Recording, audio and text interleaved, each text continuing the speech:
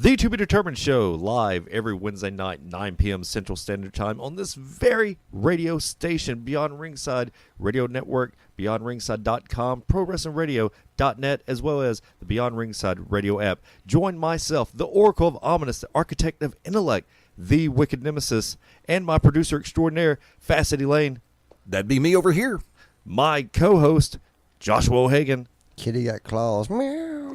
My much better half, Angie Nemesis. Come join the madness. This is not safe for work. This is your warning, parental advisory. If you have any kind of birth defects, any kind of heart defects, make sure you listen because they will take effect when we go live. I promise you that. For everything outside of wrestling and a little bit of wrestling and hardcore to the bone, we are the To Be Determined Show.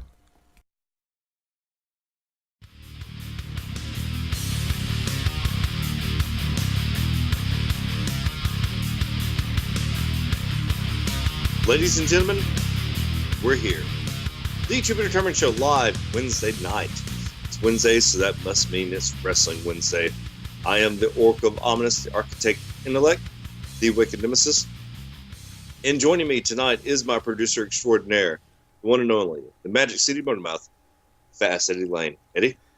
Well, fortunately, I was up in Washington, D.C. earlier today, and I got a pre-Thanksgiving pardon from the turkey. Much less the comb-over. And in studio tonight as well, he is the human blur, Mr. O'Hagan, Darth Hagan, Joshua O'Hagan. How are you doing tonight? I'm more magical than a unicorn fart. And also in studio, the man of many names. Call him K, don't call him Big. Kelvin Hytes. Kelvin, how you doing this evening? I'm good. How are you? Thank you for having me again. I'm doing pretty well, sir. Well, we're going to jump straight into it. Eddie, did you see any of NXT TakeOver? Believe it or not, no, I did not. I have not had 5 minutes to really sit down and watch it. I saw Survivor Series. I didn't even have a chance to follow the message boards because, you know, Saturday night I was up in Chattanooga, Hickson High School for Scenic City. O'Hagan, have you got to see NXT TakeOver? I have seen NXT TakeOver. Was there anything specific that you wanted to discuss about that event? Yes, Velveteen Dream and Aleister Black. That's actually the one match I didn't see. I'll be honest with you. I had to take my son home like midway through the event, so I ran down the street, brought him back, and when I came back, that match was the one that was over. So I'll leave that to you and Big Bukkake. Well, sadly, I didn't catch NXT TakeOver. Oh, you didn't? What were you doing?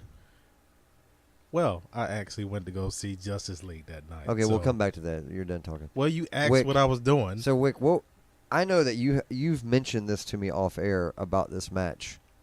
Why don't you elaborate to these people about that? Well, they played the dichotomy of the light and dark, good and evil. The whole point is that Aleister Black had pretty much kayfabe, not looked in the eyes of Velveteen Dream. Velveteen Dream just wanted him to say his name, just wanted to be acknowledged. Very good back and forth. At the end, Aleister Black actually did say the name Velveteen Dream. Welcome to infamy. Velveteen Dream. The place went fucking crazy. And all they had to do was say his name. And the way the crowd ate that up was great storytelling. It was fucking perfect from get-go. They told a story in and out of the ring. They told a story of the different, them doing each other's poses. That was very fucking awesome. And I think that Velveteen Dream is going to be around for quite a while. Especially with that look and the gimmick that he has. And that was the thing, is NXT had a lot of gimmicks. Like, there's a lot of people going in and establishing gimmicks and having gimmicks there in NXT. Josh, what was your favorite match of TakeOver? I actually enjoyed the Drew McIntyre Almas match. RCN. I really enjoyed their. It was very fast paced, I liked the valet's inclusion. There were two spots that really kind of stuck out, but I thought it wasn't overkill, and they let the two men really kind of decide it in the ring. And I thought that well, except for the very end, the hold on the rope.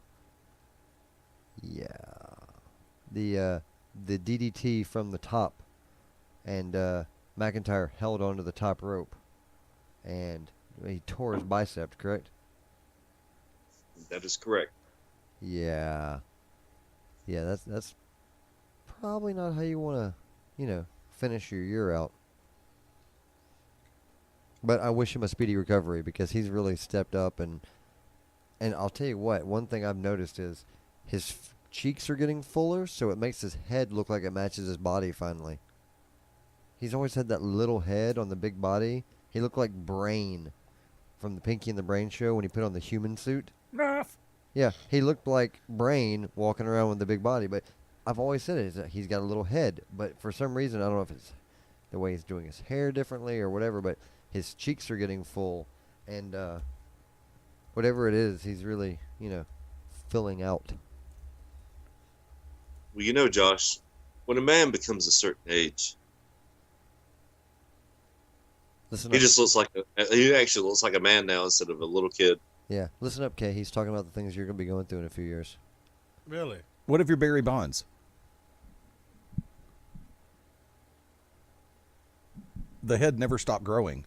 It will explode one day. Yeah, he's like a real-life bobblehead doll. Mm-hmm. Bobblehead Barry. But he can hit a damn ball. Yeah, and... So, Eddie, you watched Survivor Series. What stood out to you at Survivor Series? What one match? It's really kind of hard to pin down one match. I was a huge fan of the Alexa Charlotte match because of the way Alexa's character came across.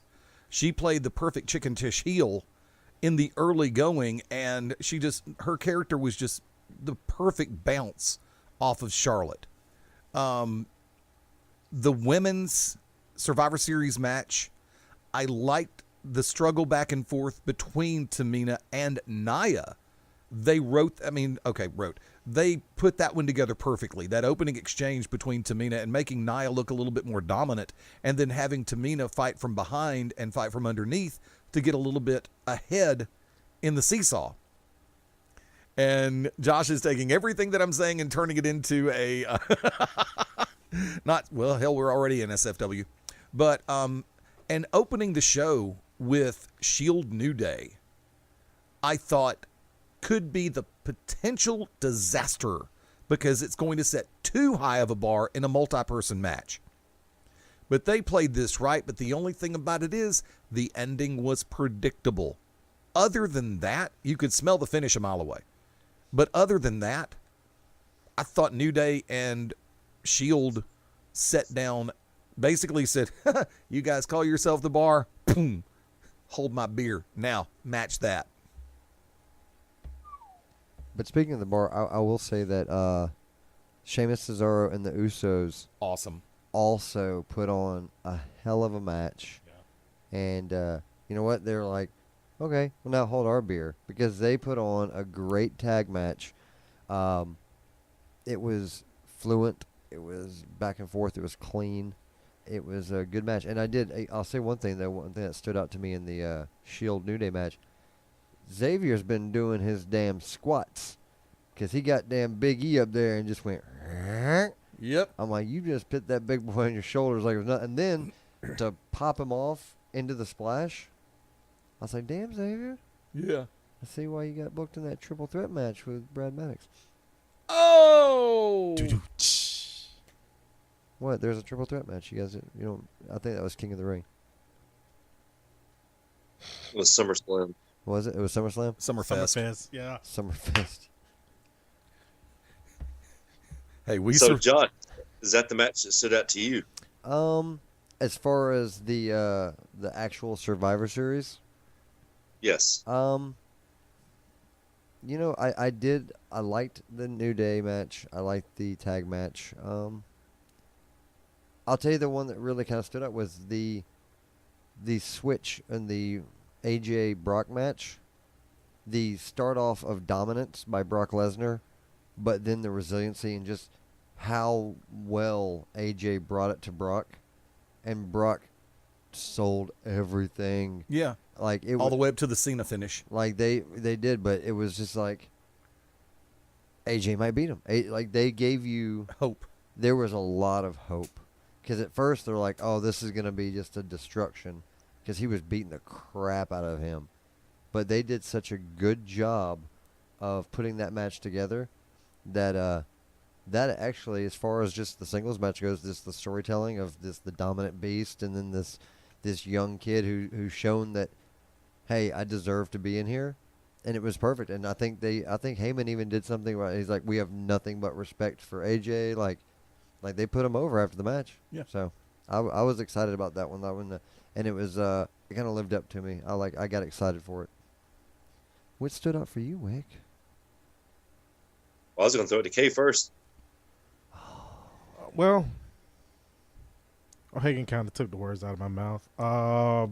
What stood out for me was well, I still want to say it, Wick. I'm just kidding. Yeah, it was AJ and Brock, because I really enjoyed how in the beginning AJ was getting manhandled by Brock, and by the end of the match, even though he lost, he still walked out over in defeat because of the story that they told and how he gave fans hope and how he fought back. It's one of those matches I wish I would have watched or been able to watch maybe like a year ago, back when, I was going through, a few losses. One thing I was worried about was, how do I still remain relevant, or how can I still be over in the eyes of the fans through defeat? And through the story that AJ and Brock told in that match, it's one of those matches I go back and watch and learn from. Because, after the match, even on SmackDown Tuesday, he still got that big ovation. I've seen a lot of guys go in, get manhandled by Brock, and then the next time you see them, it's just like, yeah, you got your ass beat. But AJ still walked out tall in defeat. Who? And I like that. AJ walked out tall. AJ who? AJ Styles. Okay, I just wondering, 'cause you said AJ Steele. Did I say AJ Steele? Yeah. He's the juggernaut. I'm thinking about you, man. Bitch. He wants you to manhandle him. I'll see him Saturday. I'll relay the message. Tell him. It's like Big K wants to be manhandled by you later. Manhandled. But no, that's what stood out to me. What stood out to me was Triple H pretty much owning Survivor Series. At his age, he is now past the age that Roddy Piper and Hulk Hogan were at whenever they had the horrific Hell in a Cell, if you want to call it that, or the Age in the Cage, as they called it, for WCW. And Triple H went out there. All the young guys were the first ones put out. You look at somebody like Samoa Joe and Finn. Bobby Roode was one of the first ones out. Got Shinsuke Nakamura. And then it left down to pretty much their big guys and Braun Strowman, like all their quote-unquote names. And for Hunter to pretty much eliminate Angle, who was on his team, then to eliminate Shane McMahon, and the fact that Bobby Roode had already been eliminated by Triple H doing the turn, taking the glory, and then turning around and, costing his team a member just to pick up the win, and Braun manhandling him afterwards. I think Triple H showed every emotion that he could at the end of that match. But Triple H, once again, he got the NXT chant and turned around and shit on all those guys in the Survivor Series. It isn't one of those things anymore. It's not to the point now to where it's like, just being here in the Survivor Series means something, and just being in this match is relevant. Now they have so many pay-per-views that you have to keep guys going. Look at Finn. Right now, Finn just lost to Joe on Monday night. So I guess Brock Lesnar versus Finn Balor that was supposed to happen at Royal Rumble is not happening now. No, I don't see it happening. I think Finn's arm is hurt. If you saw the aftermath in the match, it's kind of like he was making a reference to it without trying to make a reference to it. Oh, you said he was trying to make excuses without actually making excuses. Right. No, he had to stop and go back and forth since he injured his shoulder last was it August, last July when he got hurt. Yeah. So his momentum was gone. It's like Vince McMahon lost faith in him. I've seen that story floating around, and somebody said something on Twitter referencing that apparently the word's even gotten back to Finn that WWE has their doubts. Now, lo and behold, I have to ask this question. And, Wick, I really want to hear your answer on this.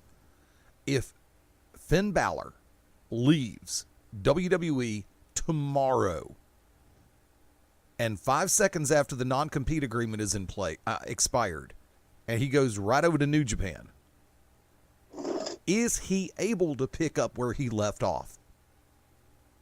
Oh, absolutely. Because he'll be Prince Devitt, not Finn Balor. He can go back to being, what got him to the game. They're literally taking away everything that he had that they liked and got him signed. Besides just having the Bullet Club name, yeah, he easily can. It's just like Dolph going to New Japan. If that works out, that would be an easy transition. The guy's good. Ziggler? Yes. No, Hell yeah. Lundgren. Oh, okay. Well, not quite as emphatically responding, but I must break you. if he dies, he dies. Or we can always do him from Arrow. Kosov. Can we do this one? By the power of Grayskull. No. Oh, fuck, yes. Actually, that wasn't Master his voice. First. By the power of Grayskull. He-Man. Big shout out to the new He-Man movie that's supposed to be coming out for the last 8 fucking years. They're never going to do it. It's not happening. Never gonna get it. Never gonna get it. Never gonna get it. Never gonna get it. Never gonna get it. Never get it.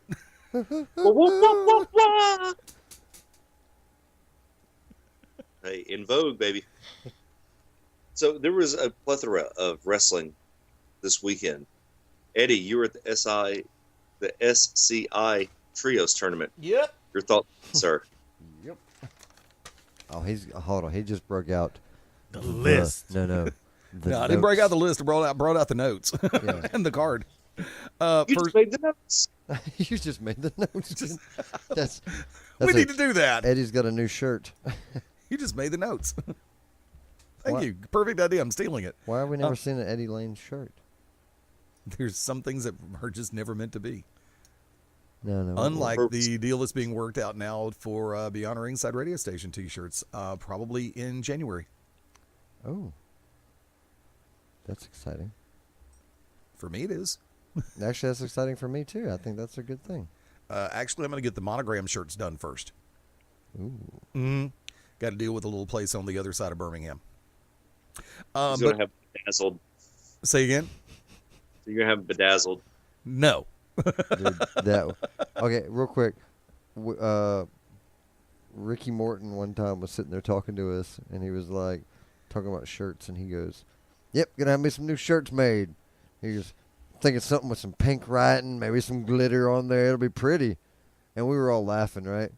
The girls would buy it. No. Month later, we show up over to the Alabama Championship Wrestling in Georgia with the Rock and Roll Express, and we go in the back. I kid you not, Ricky Morton sitting there. He goes, "Hey man, check out my new shirt," and it's got pink writing with glitter all over it. And I was like, Oh my God. We're like, "We thought you were kidding." He goes, "Hell no, I wasn't kidding about something that cool." I'm like, "That's awesome." Everything old is new again. The 80s love it too. Oh God. Seriously though, there were 8 great trios teams. I mean, and serious fun. One of the first round matchups the Viking War Party, and the Carnies. The dog-faced gargoyle, Carrie Awful, the ringmaster, Nick Iggy, and the one, Trip Cassidy. Taking on the Viking War Party, that was everything I thought it was going to be. I kept telling everybody it was going to be a damn fight, and guess what? It was a damn fight. And then when the Carnies came back in round 2 to take on the Team Glory Pro, Stiff Robo, Ginger Gary J, Myron Reed, Kurt Stallion. And I tell you something, folks, if you're listening and if you have not had a chance to catch individuals like that, also the team from Southern Underground Pro with a good friend of ours, AJ Gray, just absolutely tremendous. There were the Nightmare Mob, the Lynch Brothers, or the Lynch Mob, and the Technical Wrestling Nightmare, Kyle Matthews. Tremendous account for themselves. And then when they took on the Ducklings in round 2, or actually a case of Ducklings, any other time I can say all 3 names. Can't do it. Ethan Case, Lance Lude, and I'm lost on the other Ducklings name right now. I know it wasn't Karina. But they just absolutely incredible matches all the way through. There was not a lull. I went out during to the crowd during the intermission, went outside. Even the boys the boys and girls in the back are just like, this has been a great show. To which, I mean, my first SCI event was August for the Scenic City Invitational. And matter of fact, the road trip has been set. It is going to be Saturday, February the 10th, Ooltewah, Tennessee, right outside of Chattanooga yet again. Ooltewah High School for the Scenic City Rumble. So I will be making my way back up there. I had a blast doing commentary with Reverend Dan Wilson, Dan the Dragon Wilson. He just, once we got started, here's the funny part before I go any further. He led off, did the quick look toss to me, and just as I'm opening my mouth, hiccups. Damn it. So I just flipped it back to him real quick, and he picked it back up, just gave me this funny look. And the second we were done with the first match, and I came back in the second time he tried the toss, and it's like, okay, fine, I'm just going to screw it. If I hiccup, I hiccup. And after the match was over, we're talking about, pulled the mics away. He said, what was wrong? I said, hiccups. He's like, oh, fuck. I just died laughing. He said, perfect timing, first break. And I said, hopefully they're done. Fortunately, they were. But like I said, it was a lot of fun being able to call. And thank you to Scott Hensley, Dylan Hales, Josh Massey, everybody with the SCI front office for the opportunity. I really enjoyed it. But all of the teams that were there, the Viking War Party, the Carney, Southern Underground Pro, Glory Pro, A Case of Ducklings, Southern Motors, the Gymnasty Boys, Timmy Lou Retton and White Mike with the Rat Pack, along with the Nightmare Mob. I mean, they were just tremendous teams, some great action. And when the video comes out, definitely check it out. It's going to be worth it. I guarantee it. Oh, one other thing. The non-tournament match between Gunnar Miller and Cyrus. I want a rematch because it was that damn good. Well, thank you for that report. I missed out on it. I was hiding out Saturday. Witness protection program? Yes. Yes, sometimes you just got to hide shit. And that was one of the days. Now, Kay does that when he goes to visit his friends in prison. You don't know how many friends I have in prison. Yeah, that's why you hide that shit. Now we're going to talk about something that's all very near and dear to our hearts. Weed. ZAW. Weed. No. Oh. It's our turn to put ourselves over, so no more talk about anybody else's promotion. ZAW, Zero Alliance Wrestling, December 9th.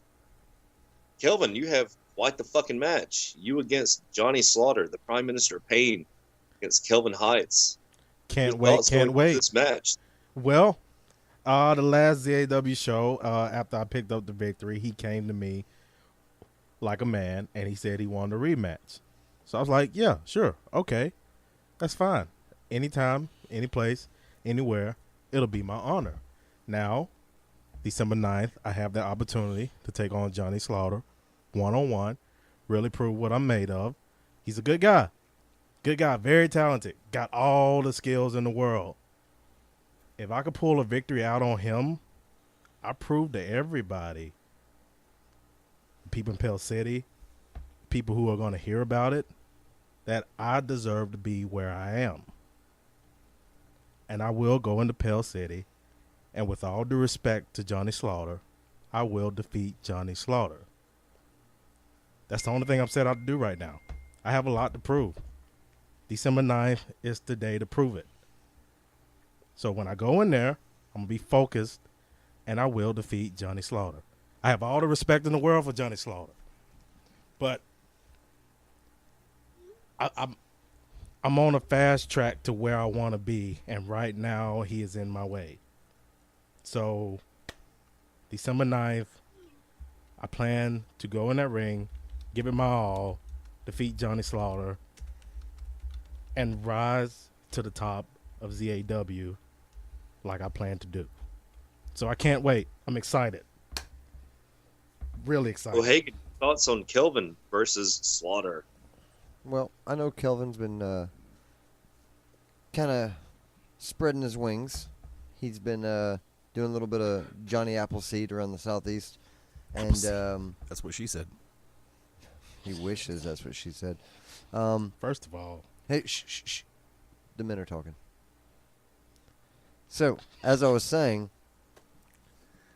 Kelvin has been doing rather well, and he came in to ZAW's debut show.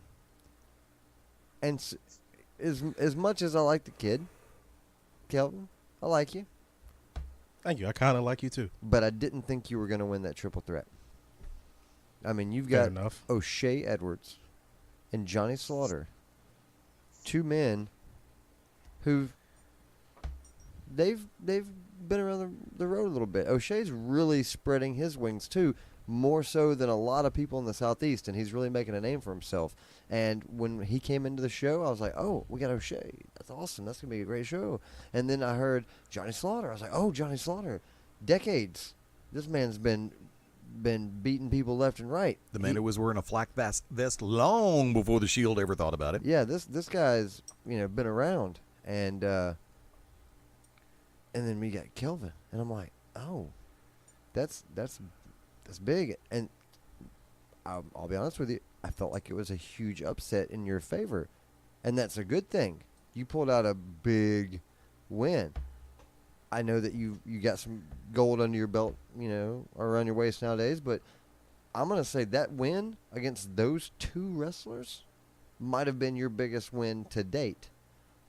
And now you've got to repeat what you did at the last ZAW show against someone who literally beats people well.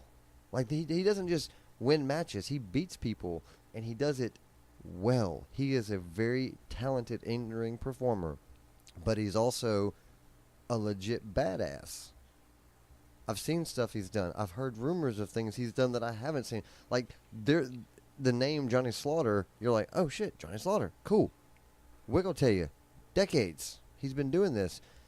Now it's not like there's a distraction of O'Shea Edwards. Now it's you versus him. This may be your most experienced one-on-one match that you've had to go into to date.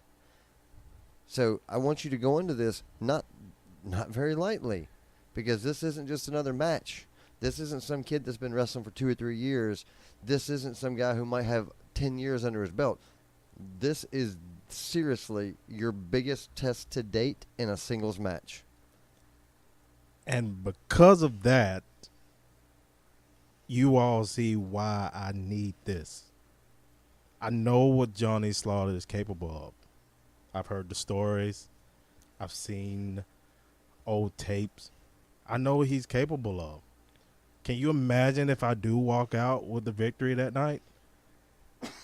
You said earlier in that triple threat match, you didn't see me coming out with the victory. I hear that a lot. Every match I'm in, that's my reputation. It's Big K. He's not gonna, it's Kelvin. He's not gonna. See, that's why we still play the game. That's why we still wrestle from bell to bell. Right. This is my chance. If I walk out with the victory, I'm on that track to where when I walk in that ring, it will go from, Big K, Kelvin Hytes, I don't know if he's gonna, to, Kelvin's in the match. He may have a chance. Wild card.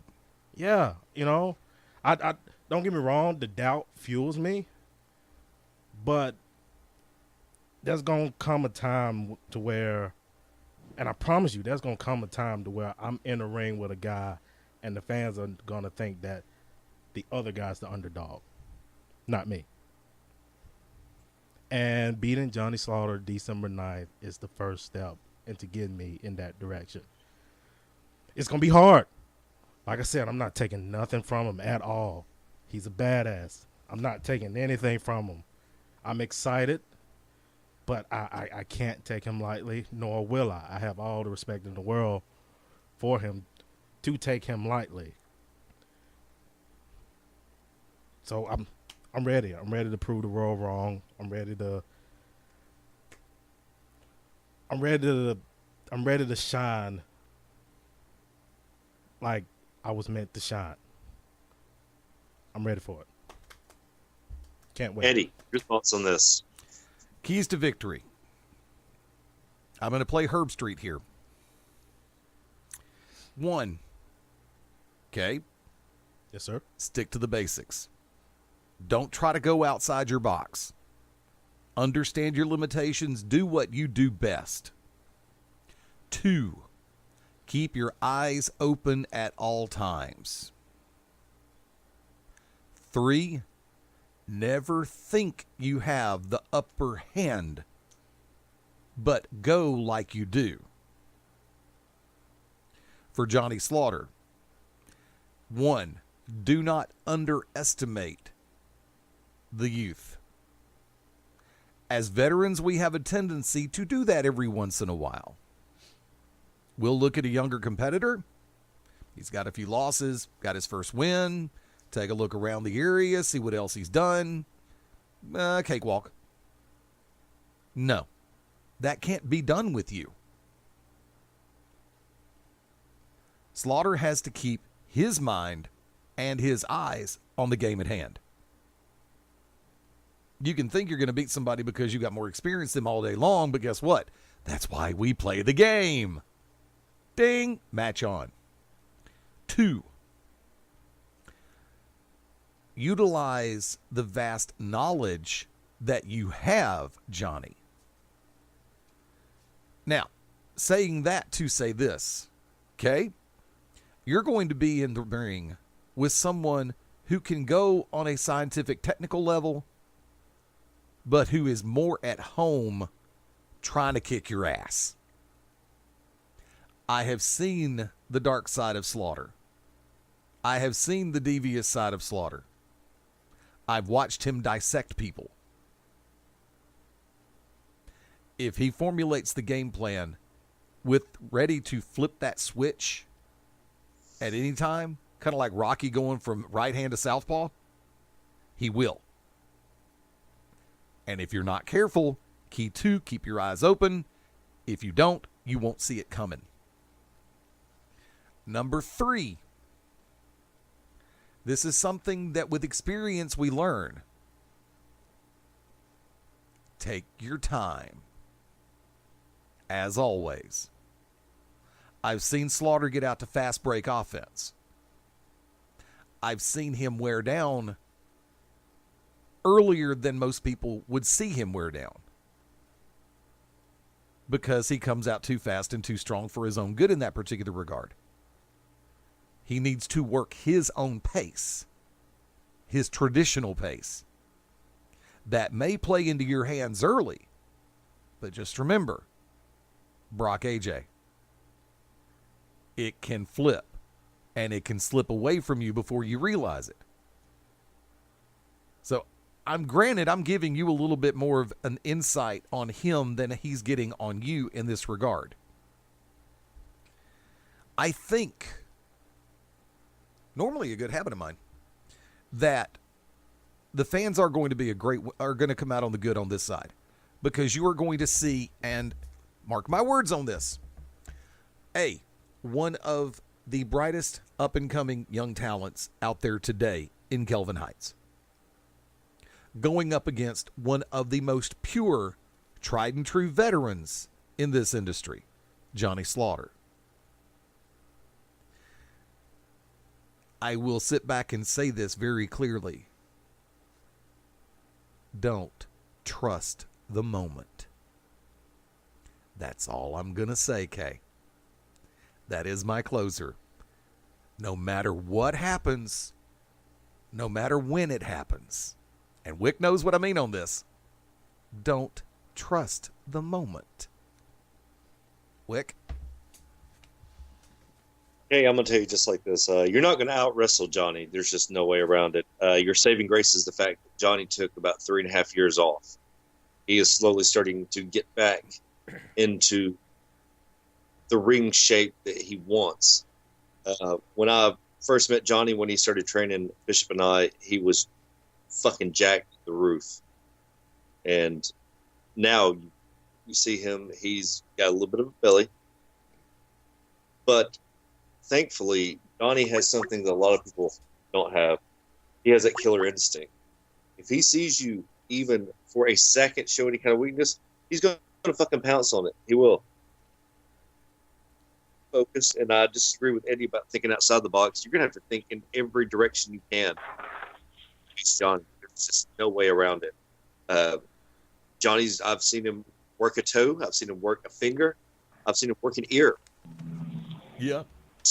Minister of pain for a reason. And I think that you're wrong saying this is your biggest test. Your biggest test you've already went through.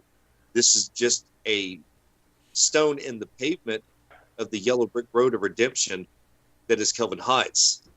Yes, you may not have been in this situation before, but you've never done it as Kelvin Hytes either. Yeah, they've done several things throughout wrestling. When it comes to Slaughter, Slaughter's been there, done that. But Kelvin Hytes is that new heights of sports entertainment, the new heights of wrestling.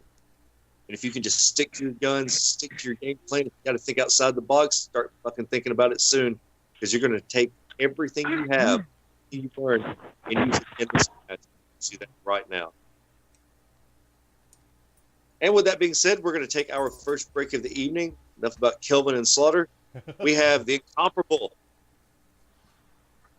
Peachstate owns Shane Noles. When we come back, right here, the To Be Determined Show live Beyond Ringside Radio Network, BeyondRingside.com, and ProWrestlingRadio.net. The To Be Determined Show live every Wednesday night, 9 p.m. Central Standard Time on this very radio station, Beyond Ringside Radio Network, BeyondRingside.com, ProWrestlingRadio.net, as well as the Beyond Ringside Radio app. Join myself, the Oracle of Ominous, the Architect of Intellect, the Wicked Nemesis, and my producer extraordinaire, Fast Eddie Layne. That'd be me over here. My co-host, Joshua O'Hagan. Kitty got claws. Meow. My much better half, Angie Nemesis. Come join the madness.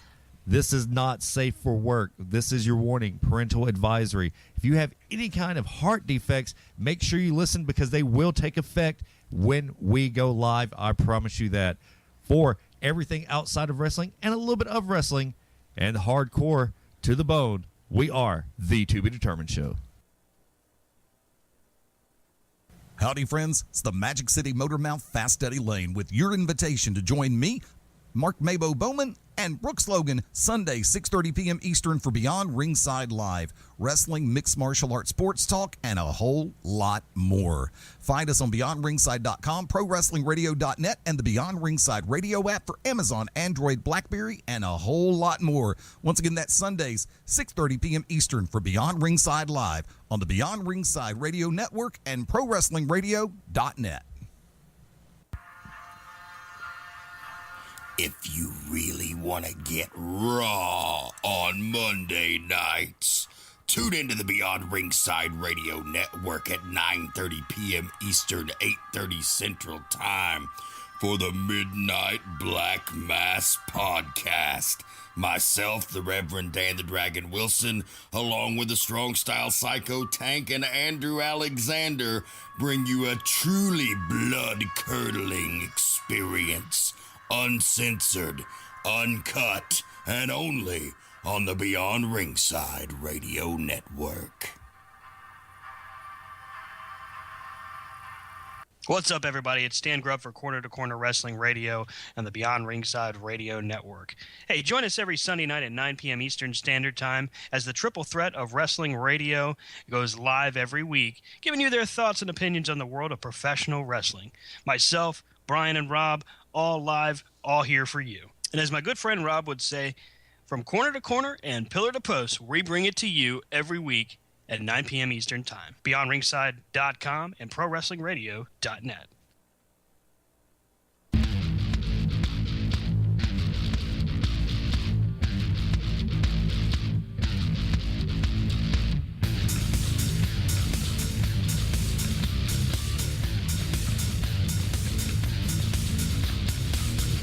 Coming back at you like solid gold, silver spoons, and Soul Train.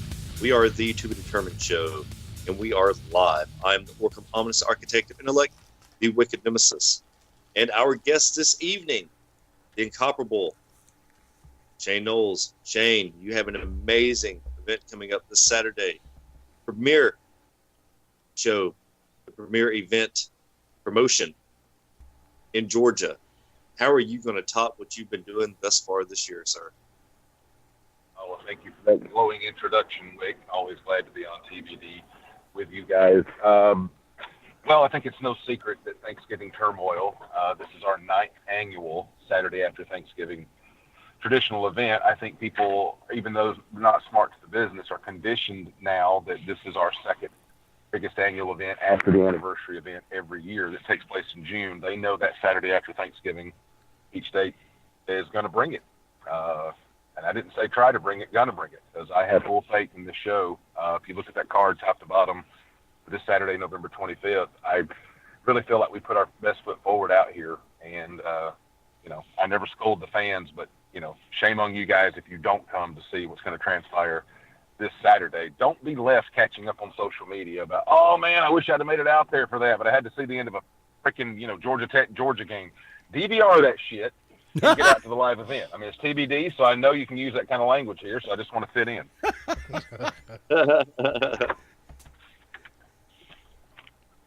Now, you have one of the top draws in the history of Southeastern wrestling, wrapping up his career on your event, sir.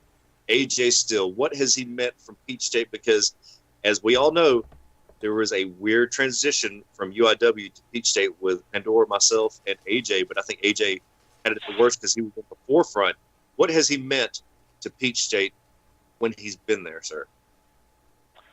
You're right. An uneasy transition in October of 2015 as all three came on board.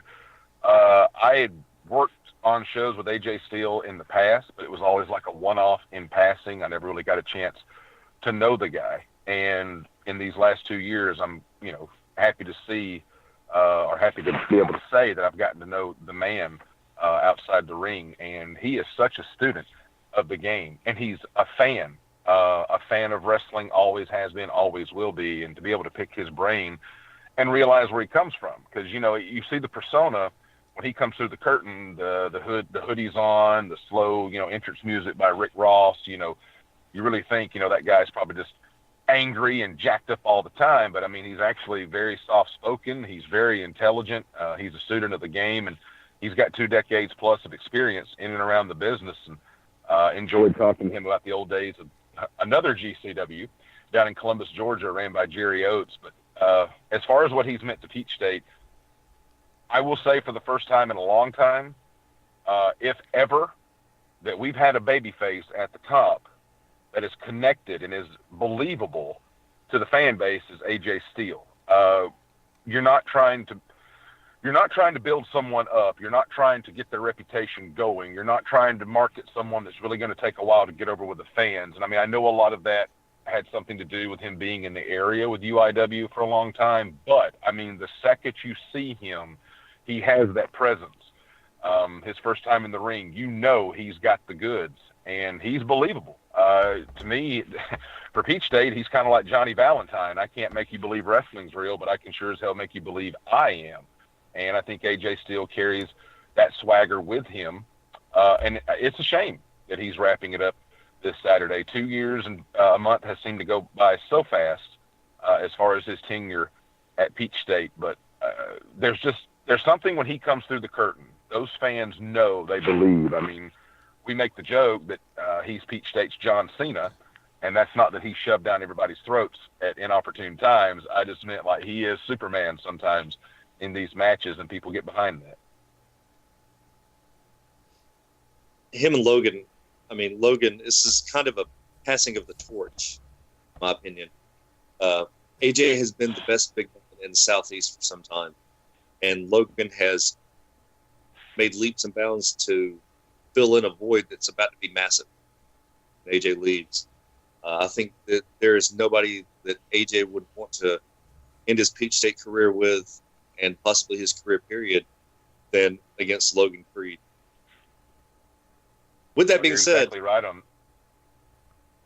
You're exactly right on that, Wick. I was going to say, as a matter of fact, AJ pretty much thought he was done after Survivor Games in June of this year. But, he had said, if I get the opportunity to work a match with Logan Creed one-on-one that we haven't had at Peachstate on that stage, I'll gladly do it. And I said, I can't think of a better time to do it than Thanksgiving Turmoil. You also have a career wrapping up that she is pretty much the Ultimo Dragon. Female wrestling in the Southeast. And I know a lot of people think, oh, well, this title means more than this. No, well, when you've had fucking 14 to 15 different women's championships, when they create women's championships for you, you've done something. That's a way of being like, we want to honor you. Calm Like a Bomb Pandora, wrapping up her career this Saturday as well. Everybody knows what I think about Pandora. She is arguably the best women's wrestler to come out of the Southeast in a long, long time. That's no knock on other people. I know people, well, I've done this, I've done that. Yeah, but she's consistently put asses in the seats. She is one half of the women's first blood match in the history of Georgia. That should tell you something. When you can hang your hat on something like that, it speaks volumes. But Brooklyn Creed against Calm Like a Bomb Pandora in Pandora's last match. Your thoughts on that? Well, kind of the same. AJ and Pandora came in the same time, October 2015, and Pandora had some feuds up and down at Peachstate, but there wasn't a title for her to chase until May of this year. And looking back on it, I think it's almost a travesty that she hasn't held the PWA Women's title yet. She has one more opportunity this Saturday, November 25th, to capture that belt. She said this is her last match, win or lose, regardless if she does capture the title. So as much as I say AJ is over with the fan base, and that's not just Peachstate. You guys know wherever he goes, he's over with the people. But Pandora, there's something about her. Those people in West Georgia, they connect with her. And I laugh at that because, she's a transplanted Yankee who's a diehard New York Rangers fan. She doesn't have a whole lot in common, you wouldn't think on the surface, with all these people. But she is one of the more personable wrestling talent when it comes to before a show or at intermission as far as mingling with the people. She does a lot for kids. Kids adore her with mask and, assorted gimmicks and whatnot, whatever. But you're exactly right as far as her stature in women's wrestling. And I look now, this is not a knock on anyone, but a lot of the women's wrestlers that come through Georgia now seem to have 2 years or less experience. And that's great because there always needs to be that revolving door. You need to replenish the system.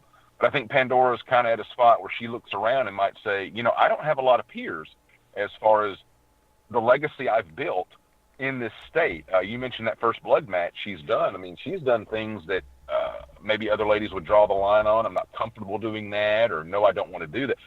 I don't think we've ever had to tell Pandora in 2 years plus, don't do that. Are you sure you want to do that? Because she's going to do it if you ask her to. And her and AJ both, I look forward to a swan song Saturday, but I'm a softie at heart, and knowing that's the final time, I just hope we can help send them out with a proper send-off.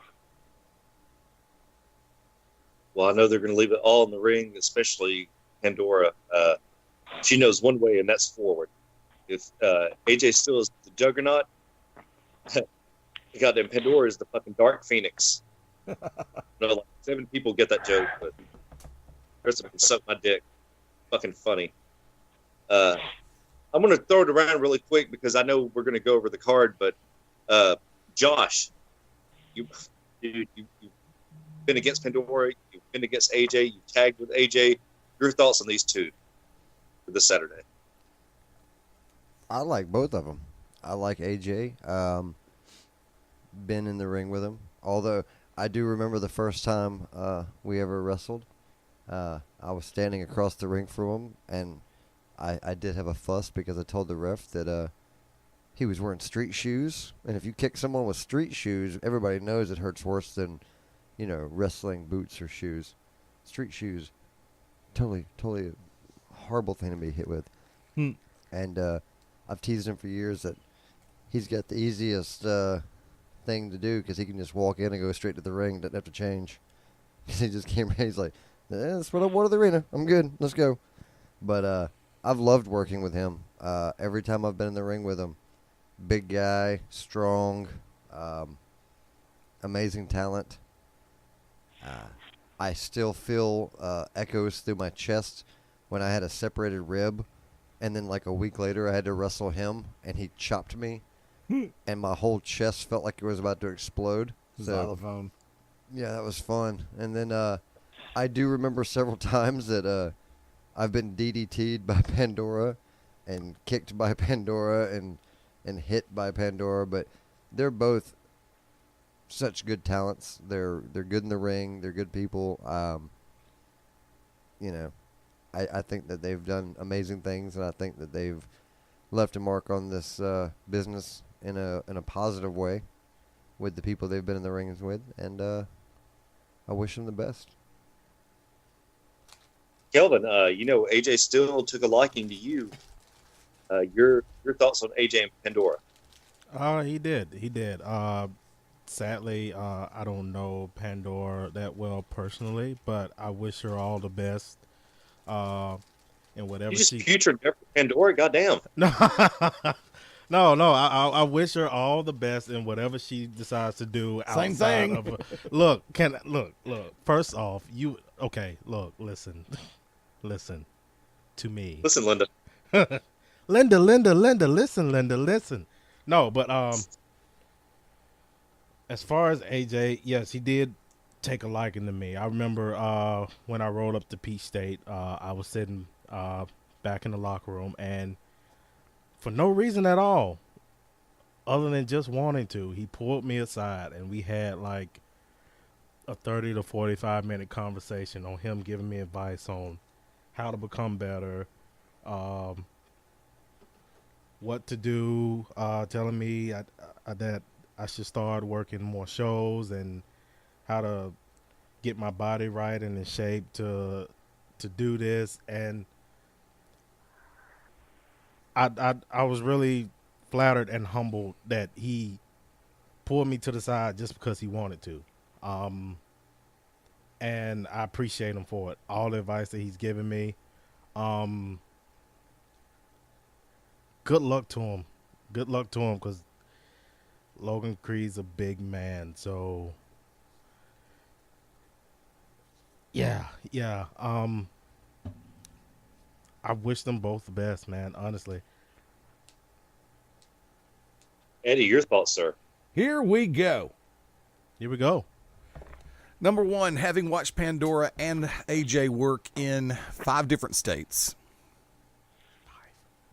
6 if you include me in a state of euphoria rather than sobriety. But, just kidding. I'm never impaired when I come to the shows, nor am I impaired when I leave. However, when I get to killing time, Josh, I'm going to kill you. He's a bowling pin at the Quest. Josh is.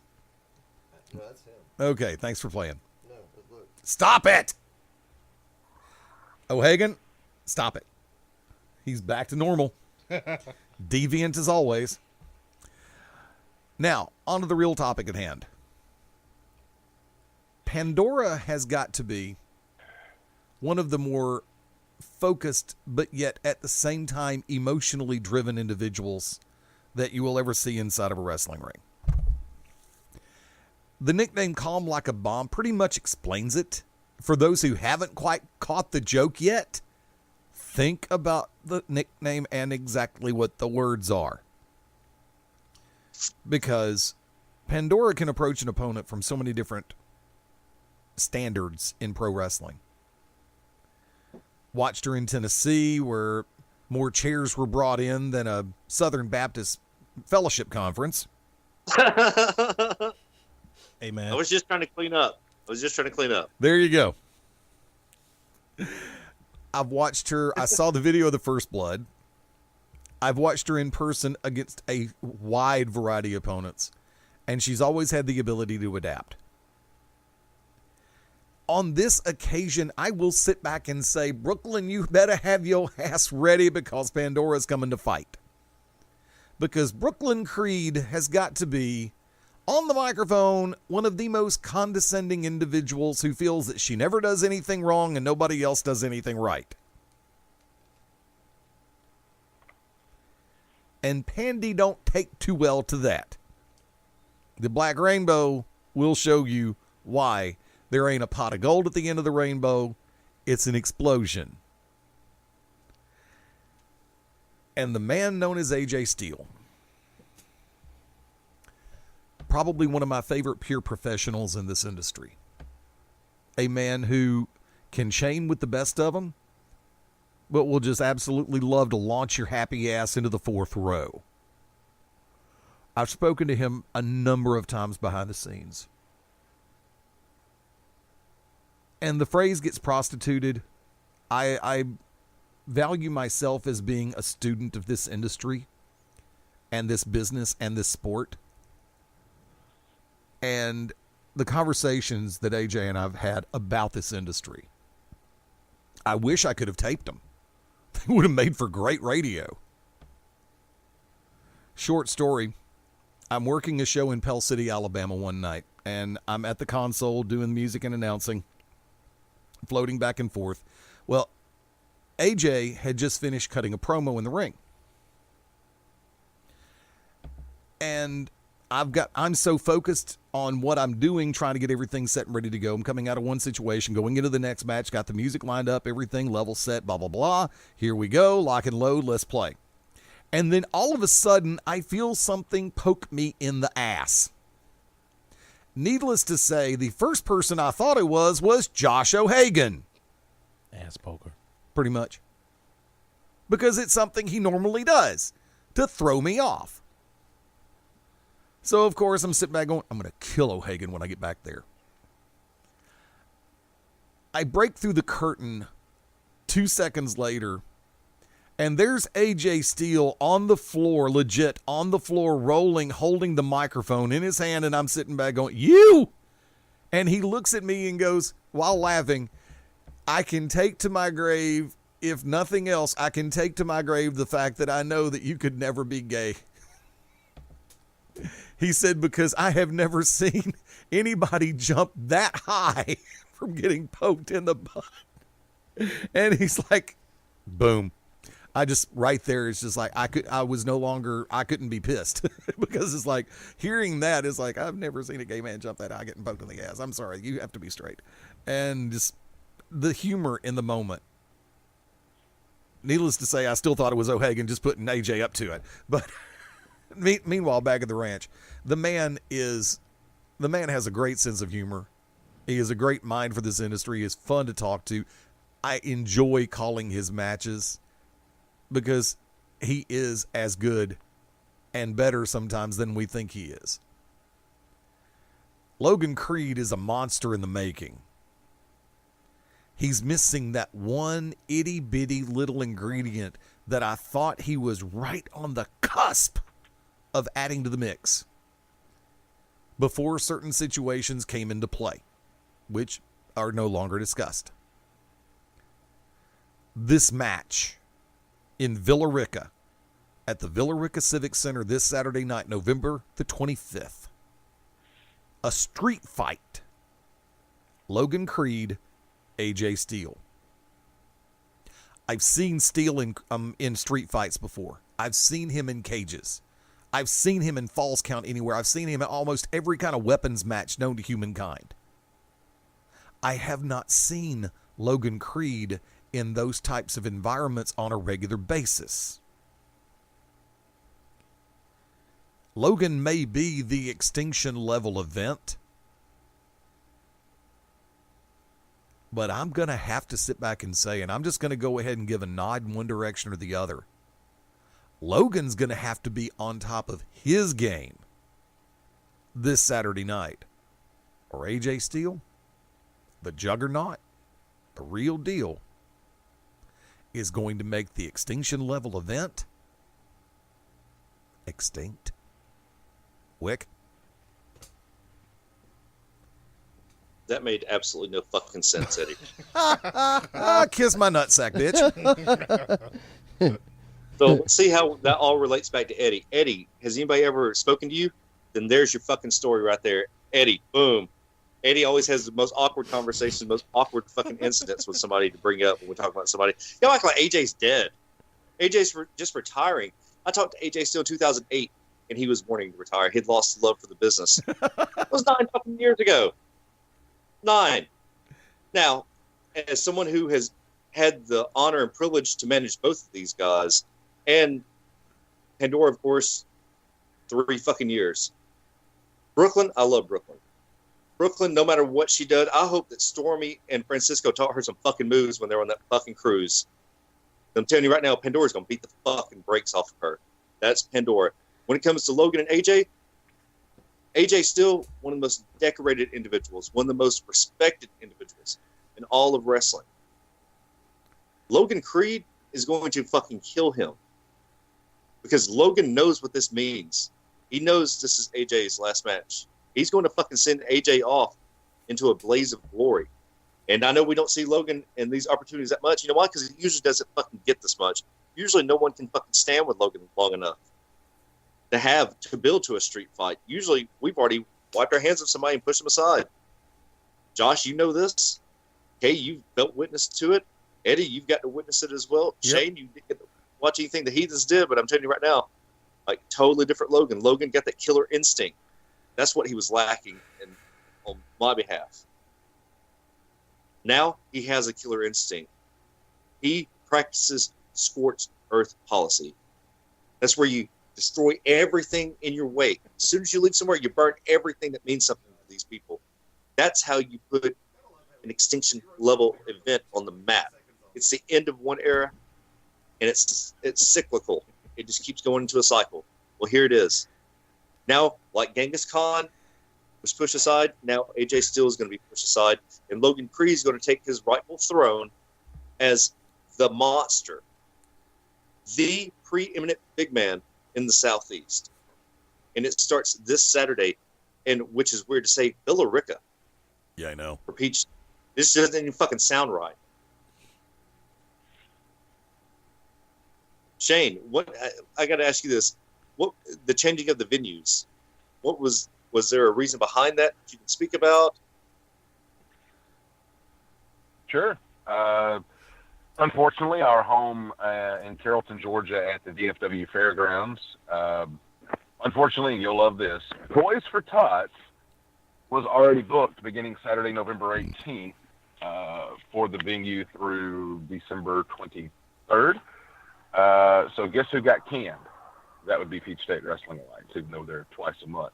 So scrambling to find a venue. I found this out last Monday, and I'm like, oh my God, we basically have less than 1 week to get this secure, because I know a lot of places, that you're going to be dealing with as far as renting a venue, they're going to be closed this week for Thanksgiving, or certainly getting out earlier than they would at normal times. But luckily enough, we were able to secure the Billerica Civic Center, which is only about 5 miles away from the fairgrounds. It's off the same exit if you're traveling via I-20.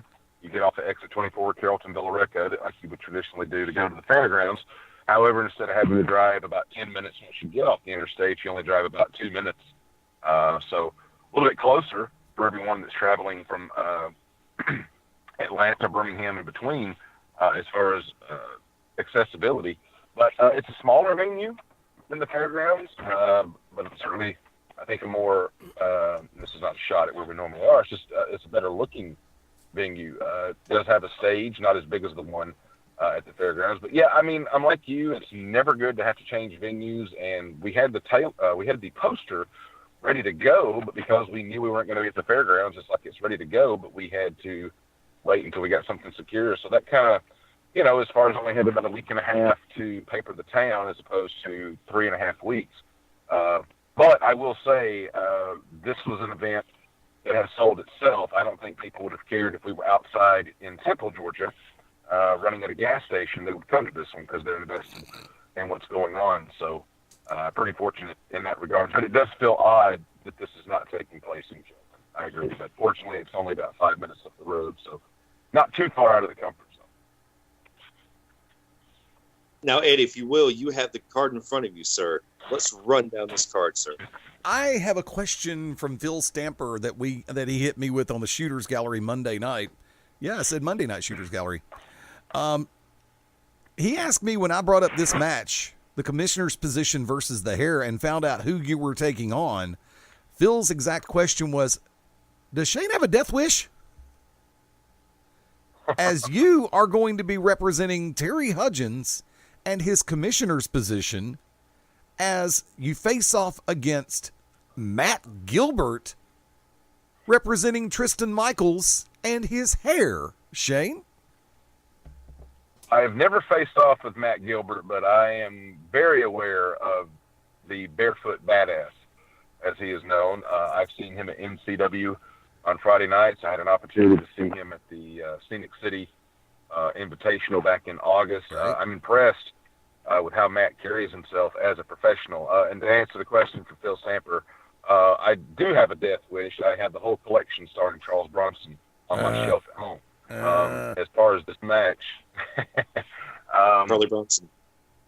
This is an odd twist, I think, on the old Donald Trump, Vince McMahon type deal. I mean, it's not guaranteed that Terry Hudgens would get his head shaved. It would be Tristan Michaels. If Matt Gilbert is unsuccessful winning his match, Tristan gets scalped. If Matt Gilbert defeats me Saturday night, then Tristan Michaels gets what he wants. He is commissioner of Peachstate, and Terry Hudgens is gone forever. No longer a referee, no longer a commissioner, and certainly not going to be an active hand in the ring. So a little bit different dynamic. And I think it's odd for Gilbert. This is his first night in the company, and he's in a match with this kind of stipulation on it. So we'll see if he's ready to carry his end. I have no doubt he will be. For the No Limits Championship, AC Mack takes on a man who has been called the savior of pro wrestling, Jimmy Rave. AC Mack, I think, in a quiet way has been, well, not quiet if you listen to him on the microphone, but I think AC Mack has been almost the MVP of Peachstate over the last 3 months. This guy went from who the hell is that to, oh my God, he talks a lot of smack on the microphone and he backs it up. I mean, he is a tremendous talent. I've been really impressed every time I see him in the ring. And this came about with Jimmy Rave and the Gladiator Jeremiah, as we all know, Slim J in other circles, taking on Ashton Starr and AC Mack in a tag team match, where previously the Gladiator had a shot at the No Limits title held by AC Mack and was oh so close to winning until Starr interfered. Rave made the save, and right there on the spot, before he even made the tag team match for November 4th, he made the challenge for Thanksgiving Turmoil. Jimmy talking about being a long-reigning heritage champion and would like a shot at the No Limits title.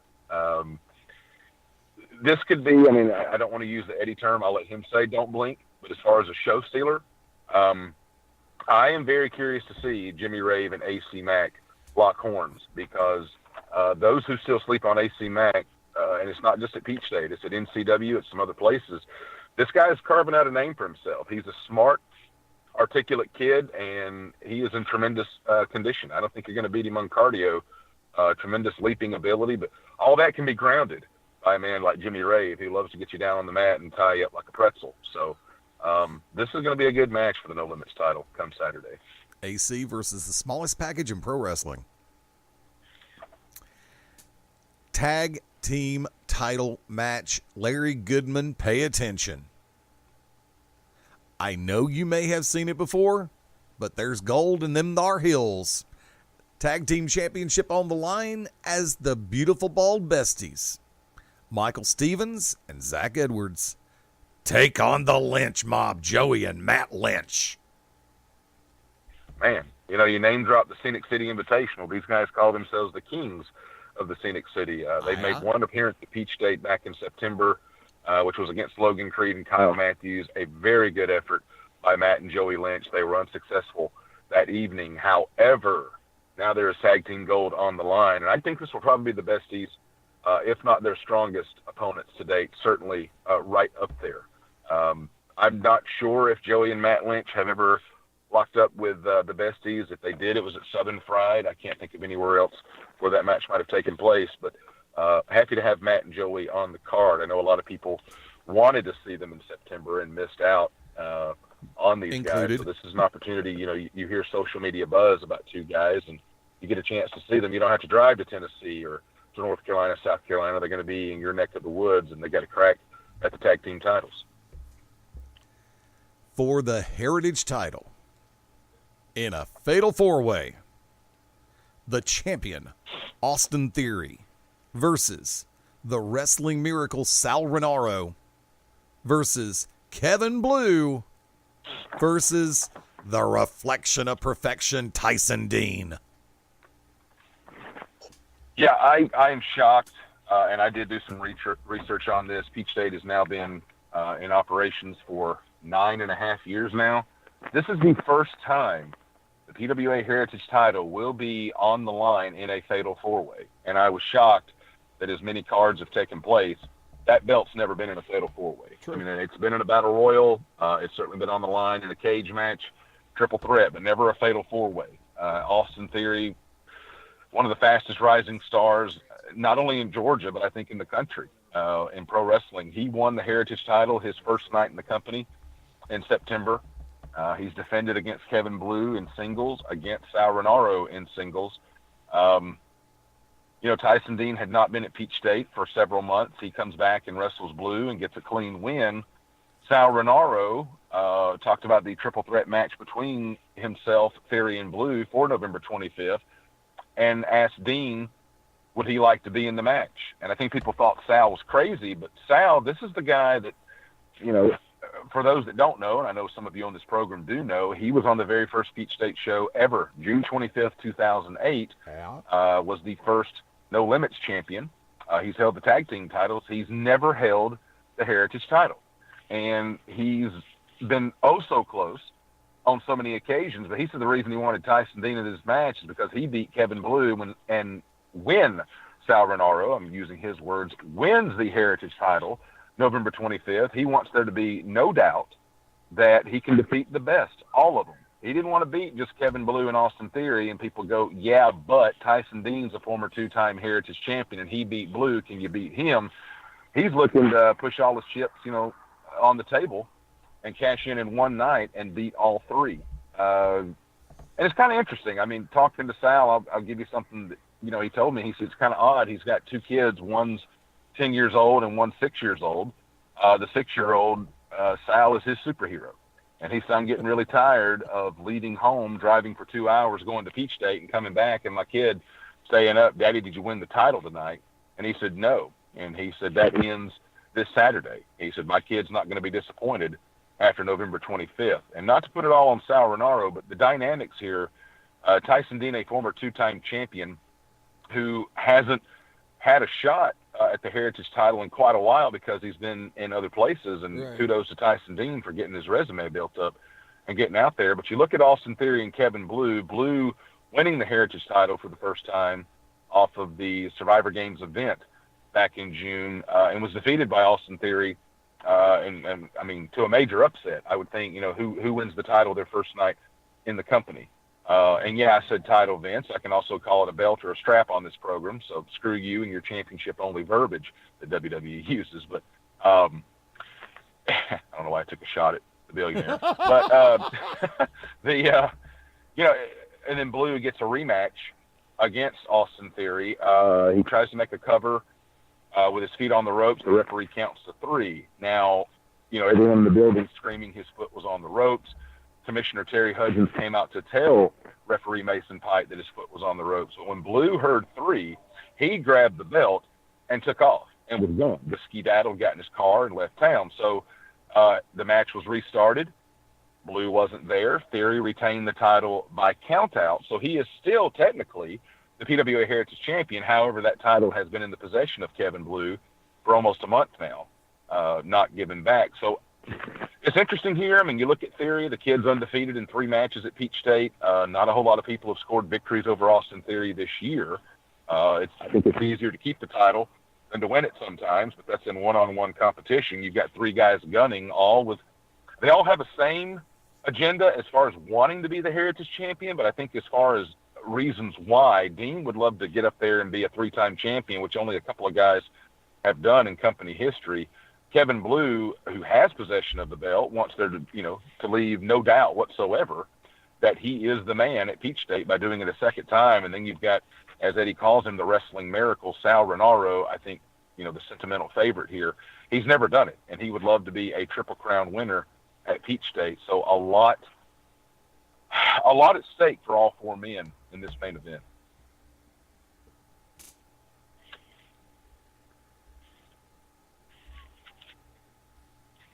Eddie? Yes. Okay. Is that the entire card? Yes, it is. And tell you what, Shane, if you want to, go ahead and run down ticket prices and how they can find them still.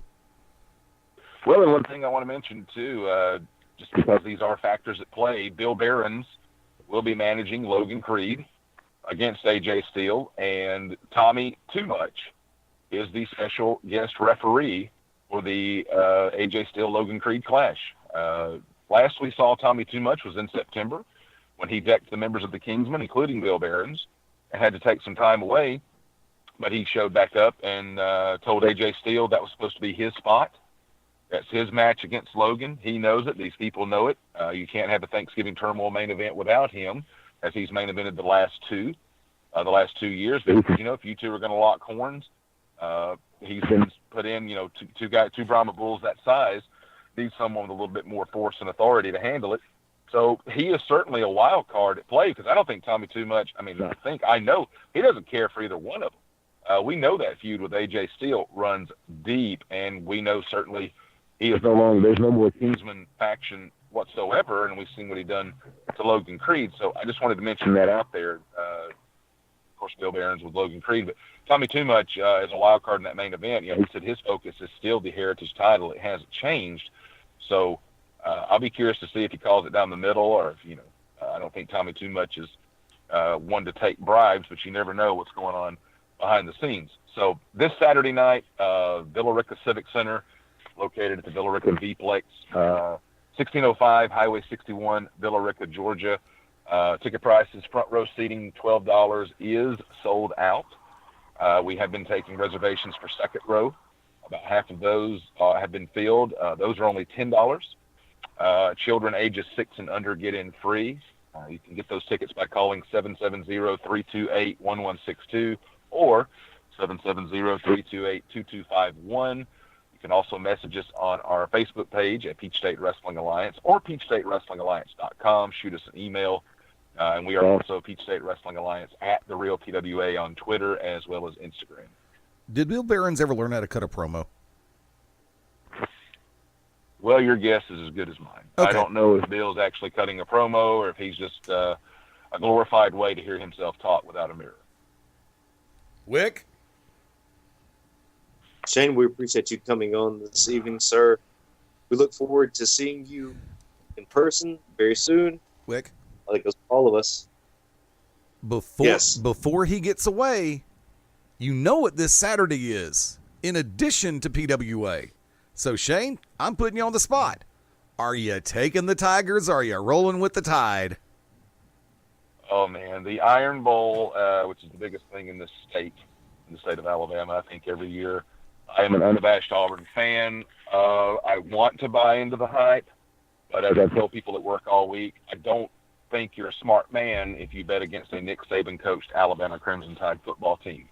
I will take and I'm going to catch some flack for this, but I'm just being honest here. With my mind, not my heart, I will take the Alabama Crimson Tide to win the Iron Bowl 29-24, but my heart is with Auburn. And thankful for all those that get conflicted about football games. That game has been moved to 3:30 Eastern, 2:30 Central. No excuses, no yeah buts. That game will be over by 7 Eastern, 6 Central. Get your ass out to Villa Rica for Thanksgiving turmoil. So, we're not going to go double or nothing and make it a wing bet, are we? Damn. No, I got a sack full of crystals coming my way at some point in time. Yeah, so, you do. Yeah, you do. I at least want to get those gut grenades in me before I lose a bet to you again. Yeah, Shane and I are 1-1 when it comes to the food bets right now because we had a wing bet one time that I was fortunate enough to win. We were going to go back and forth on this one, and Shane decided because the bet was whether or not J.J. Watt was going to get a sack in a particular game to get his first of the year. So instead of a wing bet, we decided to make it a sack full of crystals bet, which of course Mr. Watt did not get a sack that night, and he has since been injured. So there's no chance to get retaliation. So therefore, Shane and I are 1-1, and we're looking for the right circumstance for the rubber game of the match to where we can raise the stakes one more time. But yes, I owe you that sack full of crystals as soon as we get the opportunity. And thank you guys for having me on TBD. O'Hagan, look forward to seeing you again real soon. And Kelvin, I've heard good things, man, about your improvement. And I know how much you care about this business. So keep doing what you're doing. Keep your head up. I know you'll go far. And, Thank you, sir. Wicked, this is not to put you guys over, but I haven't really had a chance to talk to you about it. But Zero Wrestling Alliance, I know I asked you before we went on the air or when I came on how you guys did. And I just want to say for all our listeners, 139 paid people for a debut show is not something that happens every day, folks. And there's some good people in line working with this promotion. So make sure to go and check them out in Pell City for some good professional wrestling action. I hope all of you have a great Thanksgiving. Wick, tell Angie and the kids I said hello and look forward to seeing you all real soon. Eddie, I'll see you Saturday. You're behind the mic. Yep. I wouldn't want to have anybody else calling the action this Saturday because as you spoke about, not just everyone, but I know you can tell the story of what these matches with Pandora and AJ Steele mean in their careers. So definitely look forward to a fun event this Saturday. And this is our final Peachstate event of the year. We're not running in December. Toys for Tots is going to be in Carrollton, and I just don't think it'd be a good fiscal decision to move somewhere else not for the holidays. So we'll come back January 6th in Carrollton for Peachstate. Getting close to year 10. Well, thank you, Shane. We appreciate you coming on, and the best of luck this Saturday. Make sure you go out and see it, watch the college football, and get your ass to fucking wrestling. Thank you once again, Shane. Thank you very much, guys. Y'all have a good night. You too. Bye. When we come back, we're going to talk about Zero Alliance Wrestling. We've got some more matches to go over, and we have some Eddie bashing to do. Right here on the To Be Determined Show, live, Beyond Ringside Radio Network, BeyondRingside.com, as well as ProWrestlingRadio.net and the Beyond Ringside Radio app.